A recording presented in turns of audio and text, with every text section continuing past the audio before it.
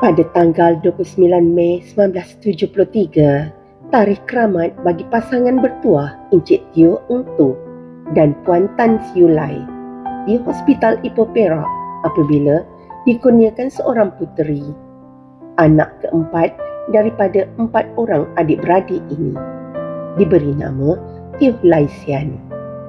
Beliau telah dijaga seperti menata minyak yang penuh dan diberi didikan yang sempurna.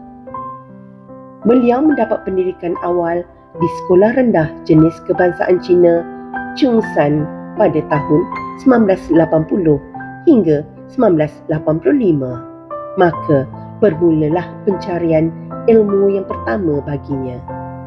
Detik waktu menginjak pantas dan tahun juga bersilih ganti. Setelah 6 tahun di sekolah rendah pada tahun 1986 hingga 1991, beliau melanjutkan pelajaran di peringkat menengah di Sekolah Menengah Kebangsaan Perempuan Perak sehingga tingkatan 5. Beliau seterusnya melanjutkan pelajaran di Sekolah Menengah Kebangsaan Raja Perempuan bagi tingkatan 6 dari tahun 1992 hingga 1993.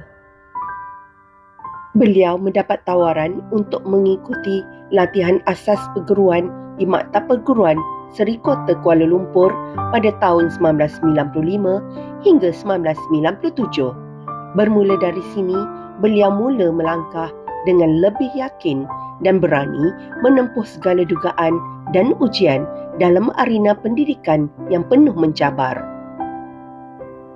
Mendirikan rumah tangga dengan pilihan hatinya, Encik Chong Chun Ming tanggal 30 Mei 1999 dan dikurniakan seorang cahaya mata.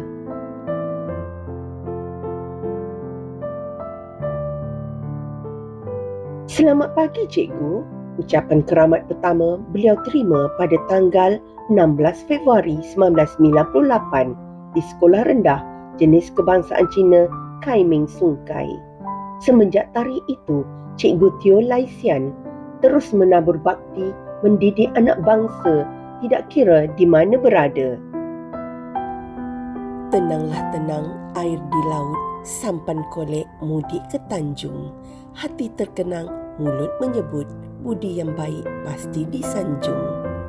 Bermula tarikh melapor diri pada 16 Februari 1998 sehingga hari ini 15 Disember 2023, Cikgu Teo Lai Sian telah berkhidmat selama 25 tahun 10 bulan. Sepanjang tempoh tersebut, Cikgu Teo Lai Sian telah mengajar di 5 buah sekolah di negeri Perak Darul Rizwan. Sekolah pertama yang mendapat sentuhannya adalah Sekolah Rendah Jenis Kebangsaan Cina Kai Ming Sungkai, itu pada tahun 1998. Pada tahun 2001, Cikgu Teo Lai Sian berkhidmat di SK Jalan Pegoh sehingga Disember 2005. Pada 11 Januari hingga Disember 2006, Cikgu Teo Lai Sian berpindah ke SK Jati. Pada tahun 2007, beliau telah bertukar ke SK Tassishan Convent. Setelah 2 tahun berada di SK Tassishan Convent, akhirnya pada 1 Januari 2009, beliau bertukar pula ke sekolah tercinta ini, SK Tasik Damai, sehinggalah ke tarikh keramat persaraan beliau 15 Disember 2023.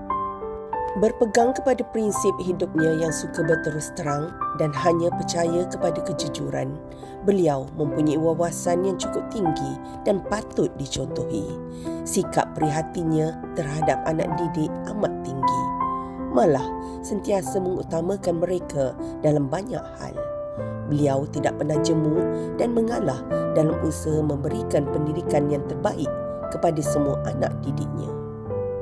Di sinilah destinasi terakhir beliau sebelum menamatkan perkhidmatan beliau pada usia persaraan 50 tahun.